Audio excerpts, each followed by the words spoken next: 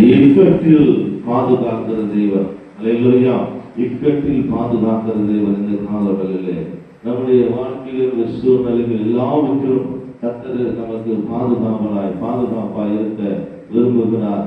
அந்த பாதுகாப்பாய் இருக்க விரும்புகிற தேவனுடைய சமூகத்தில் கண்டு வந்திருக்கிற அன்பான சகோதரனே சகோதரி, இன்றைக்கு நாம் ஒரு காரியத்தை செய்ய முடியாது. தேவன் எதிர்பார்க்கிறார். அவர் நமக்கு நன்மை செய்கிறவர், அதை செய்கிறவர். கர்த்தருடைய வார்த்தை சொல்லுகிறது. வாசித்து பார்க்கலாம். நாகும் புஸ்தகம் 1ஆம் அதிகாரம் 7ஆம் வசனத்தை வாசிப்போம். கர்த்தர் நல்லவர், இக்கட்டு நாளிலே அரணான கோட்டை தம்மை நம்புகிறவர்களை அறிந்திருக்கிறார். அல்லேலூயா. இந்த காலவெளியிலே கர்த்தருடைய வார்த்தையை கேட்டுக்கொண்டிருக்கிற அன்பான சகோதரனே சகோதரியே, வேதம் சொல்லுகிறது கர்த்தர் நம்மை அறிந்திருக்கிறார். அல்லேலூயா.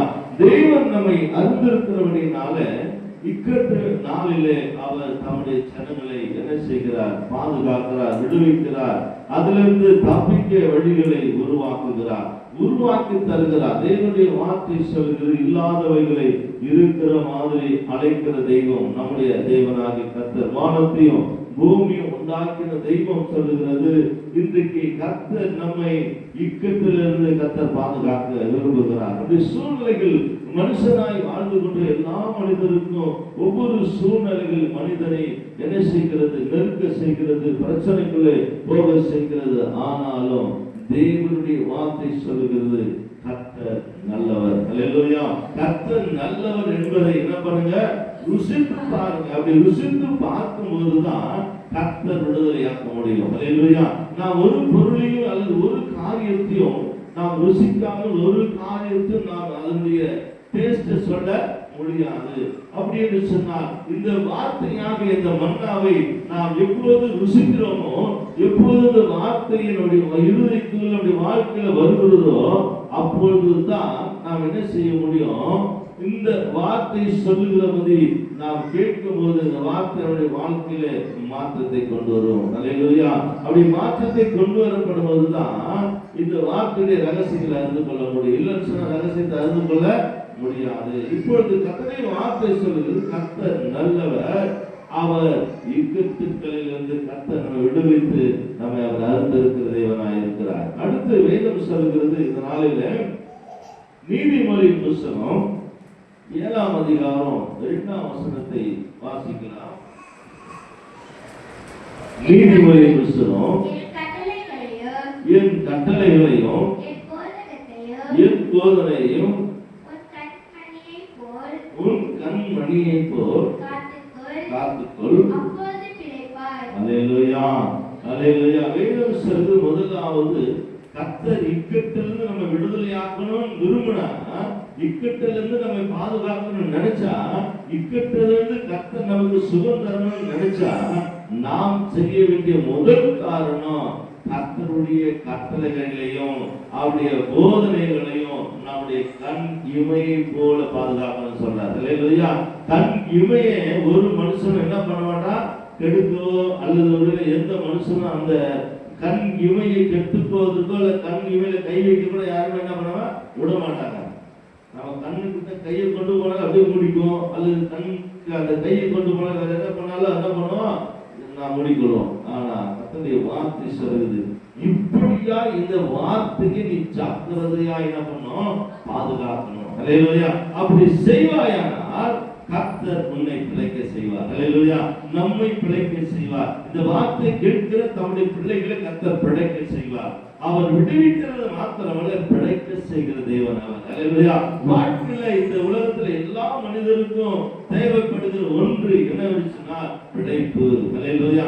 அந்த பிழைப்பு இல்லை என்று சொன்னால் வாழ்க்கை குறைவாய் காணப்படும். அந்த பிழைப்புக்கு வழி என்ன என்று சொன்னால் கர்த்தருடைய வார்த்தை. முதலாவது தேவனுடைய ராஜ்யத்தை நீதியும் தேடுங்கள், அப்போது உங்களுக்கு இவையெல்லாம் கூட கொடுக்கப்படும். அப்ப கூட கொடுக்கிற தேவனுடைய வார்த்தையை நாம் நம்புகிறவர்களாய், இந்த வார்த்தைக்கு ரகசியங்களை அறிந்து கொள்ளுகிறவர்களாய், இந்த வார்த்தையை நம்முடைய இருதயத்தில் வைத்து இந்த போதனைக்குள்ளாக நாம் காணப்படும் போது இந்த வார்த்தை சொல்லுது, உன்னுடைய கண் இமையை போல இந்த வார்த்தையை பாதுகாத்துக் கொள். அல்லேலூயா. அப்படி பாதுகாத்துக் கொள்ளப்படும் போது உன் வாழ்க்கை என்ன பண்ணும்? ஆசீர்வாதமா இருக்கும். உன் வாழ்க்கை குடும்பம் அது செழிப்பாய் காணப்படும். இரண்டாவது சொல்கிறார், இங்கே வேதத்துல பார்க்கும்போது முதலாவது கர்த்தருடைய வார்த்தை சொல்கிறது, உன்னுடைய விசேஷ வாழ்க்கையை மாற்றத்துக்குள்ள கொண்டு வர வேண்டுமானால் இந்த போதனையை உன் இருதயத்தில் வைத்து வைக்கணும், அதை பாதுகாத்துக் கொள்ளணும், உன் கண் இமையை போல காத்துக் கொள்ள வேண்டும். அடுத்து வேதத்தில் சொல்லப்படுகிறது, நீதிமொழியின் புத்தகம் 7ஆம் அதிகாரம் 2ஆம் வசனத்தை வாசிங்க. உன் கட்டளைகளையும் என் போதகத்தையும் கண் மணியை போல பண்ண பாதுகாத்துகள். பாருங்க என்ன சொல்றது. அது மாத்திரமல்ல, இங்கே வேதம் சொல்லுகிறது, மீகாவின் புத்தகம் 7ஆம் அதிகாரம் 7ஆம் வசனத்தை வாசிங்க. மீகாவின் புத்தகம் 7ஆம் அதிகாரம் 7ஆம் வசனம். கர்த்தரை நோக்கிக் கொண்டு என் ரட்சிப்பின் தேவனுக்கு காத்திருப்பேன். அல்லேலூயா. நீ காத்திருந்தாதான் அவர் கேட்பாரு. நீ காத்து இல்லாம சும்மா நான் கட்டளை கை கொள்ளுகிறேன், நான் போதகத்தை கை கொள்ளுகிறேன், நான் இதை பண்றேன் அதை பண்றேன்னு சொல்லிக்கின்னு சுத்தி இருந்தா, இல்ல மனமோட வாழ்க்கை வாழ்ந்து கொண்டிருந்தா கர்த்தர் உன் ஜெபத்தை கேட்க மாட்டார். அல்லேலூயா.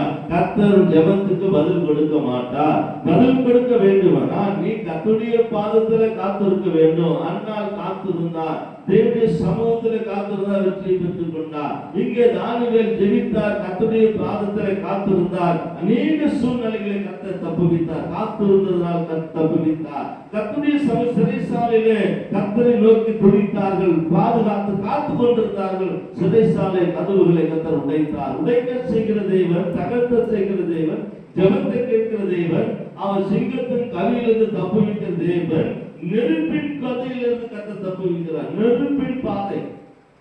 சாத்ராக், மேஷாக், ஆபேத்நேகோ என்கிறவர்கள் 3 புருஷரும் நெருப்பு அவர்கள் பத்திக்கு அவர்களை அழிக்கும் என்று நினைத்தார்கள். ஆனால் அவருடைய மேலே வஸ்திரம் கூட அவர்களுக்கு என்ன செய்யல, வாசனை கூட வரவில்லை என்று சொல்லி வேதம் சொல்கிறது. ஏன் என்று சொன்னால் தேவன் மேல் உள்ள அந்த பற்று, வார்த்தை மேல் உள்ள அந்த அன்பு, வார்த்தைக்குள்ளாக இருக்கிற அந்த நட்பு அவர்களை என்ன செய்கிறது? பாதுகாக்க செய்கிறது, விடுவிக்க செய்கிறது. இக்கட்டிலிருந்து கர்த்தர் விடுதலையாக்குறார். எப்படி விடுதலையாக்க முடியும்?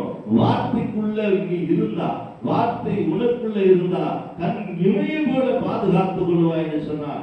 இந்த வார்த்தை அந்த எரிகிற அக்கினி சோலை அல்ல, சிங்கத்தின் கவி அல்ல, அல்லது சிறைசாலை கதவுகள் அல்ல, அல்லது பாடுகள் மத்தியில் அல்ல, எல்லா சூழ்நிலையிலும் உன்னை விடுதலையாக்கும். அல்லேலூயா.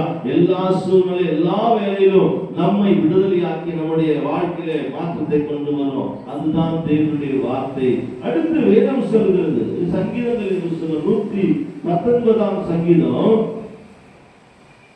102ஆம் வசனத்தை வாசிங்க. சொல்கிறார்,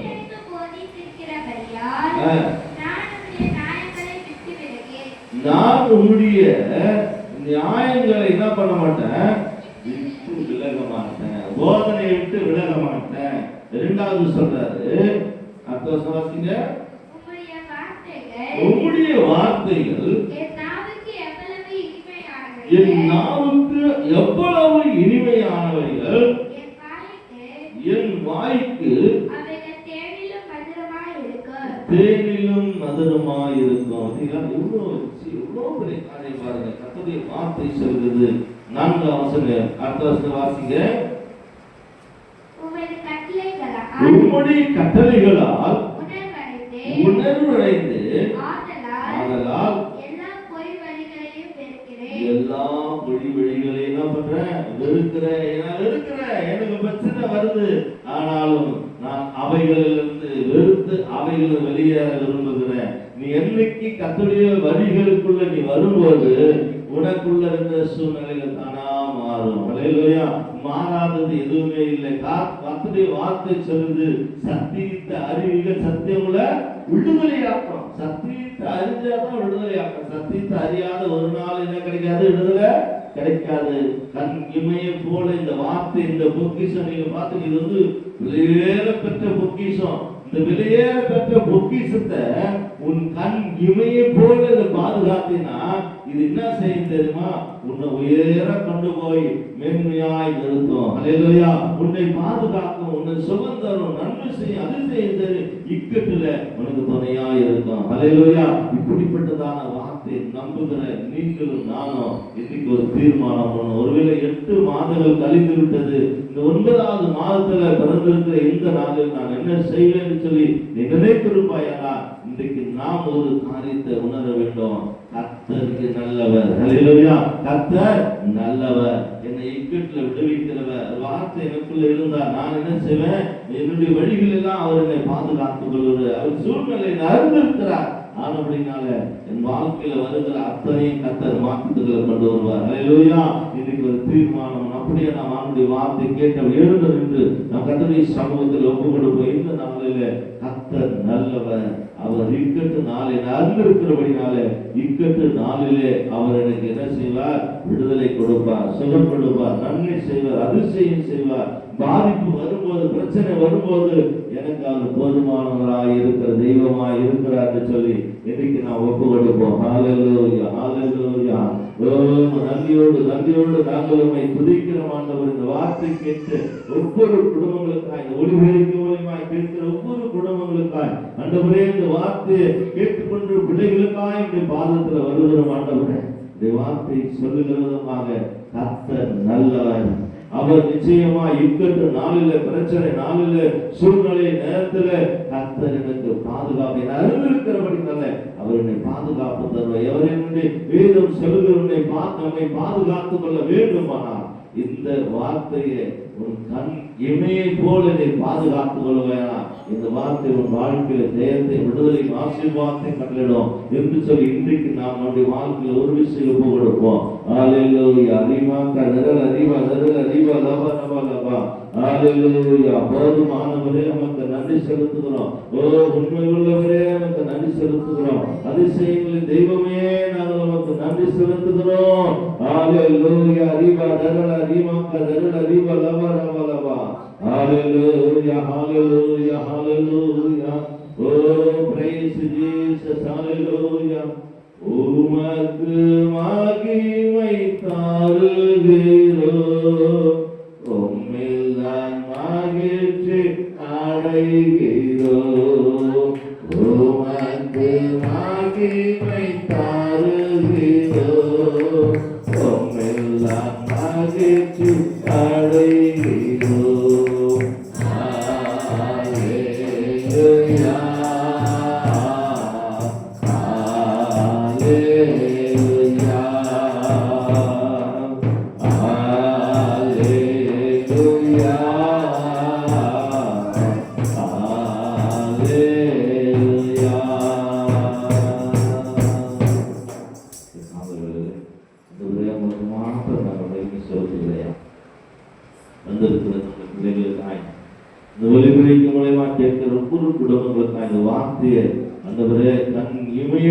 பாதுகாத்துக் கொள்வார்களா?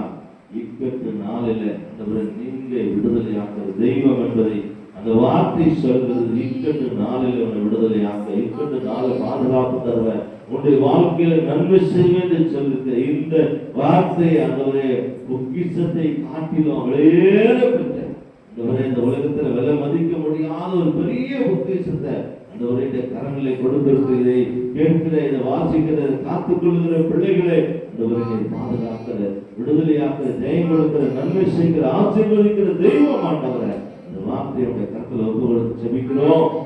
கேட்டுக் கொண்ட பிள்ளைகளை ஆசீர்வதி, இந்த ஒளிபரிக்கமா கேட்கிற பிள்ளைகளை ஆசீர்வதி. இதனால திருச்ச மக்கள் ஆண்டவரே, இந்த உலக ரட்சக திருச்ச மக்களை, குடும்பங்களை, ஊழியர்களை, இந்த உலகம் முழுதுமா இருக்க ஜனங்கள் எல்லாரையும் ஆசீர்வதிங்க. இந்த விடுதலையாக்கு இந்த கர்த்தாவே வெளியேறப்பட்ட இந்த பொக்கிஷத்தை ஒவ்வொருவரும் உங்க தன்னை இருதயத்தில் வைத்து வைக்க உதவி செய்யபடி ஆச்சரிக்கிறோம். காத்துக் கொள்ளும் ஆசீர்வதி இயேசுவின் நாமத்தில் பிதாவே. ஆமென், ஆமென். யதார்த்தமாவே கர்த்தரை ஸ்தோத்திரி, எங்களுள்ளே நாம் பேசும் யதார்த்தமாவே கர்த்தரை ஸ்தோத்திரி, ஆசீர்வதிப்பதாக. ஆமென், ஆமென். அல்லேலூயா.